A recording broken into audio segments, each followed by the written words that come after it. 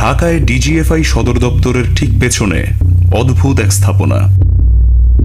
Rapid action ব্যাটালিয়নের ওপর মার্কিন নিষেধাজ্ঞা আরোপের কয়েকদিন আগেই এই স্থাপনাটি ত্রিপলের ছাউনি দিয়ে ঢেকে ফেলা হয়। বাংলাদেশে বলপূর্বক অন্তর্ধান বা গুমের শিকার ব্যক্তিদের কোথায় আটক রাখা হয়? এই প্রশ্নের উত্তর খুঁজতে গিয়েই আমরা আয়নাঘর নামক এই গোপন কারাগারটির সন্ধান পাই। আয়নাঘরের বর্ণনা দিতে গিয়ে হাসিনুর রহমান বলছেন, এখানে 2টি সেকশন আছে, 10টি রুমের নতুন সেকশন এবং 16টি রুমের পুরনো সেকশন। সামরিক ও বেসামরিক ব্যক্তিরা এখানে প্রহরীর কাজ করেন।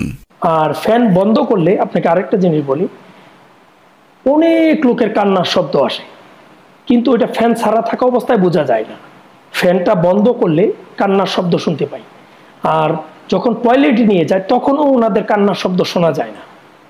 কারণ হলো ওই সময় আপনার ফ্যান বাইরে আপনার রুম থেকে যখন আমাদেরকে বের করতো চোখ বেঁধে, ওইখানে শব্দটা আরো বিকট হইতো।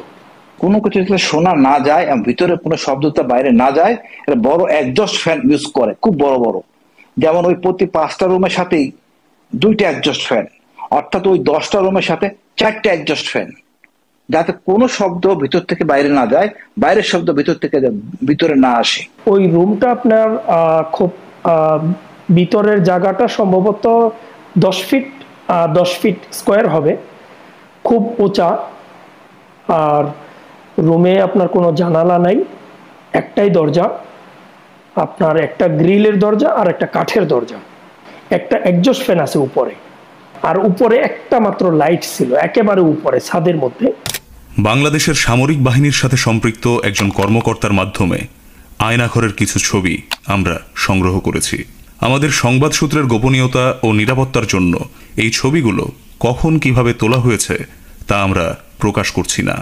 আয়নাঘরের বন্দীদের এই রুমগুলোতেই রাখা হয়।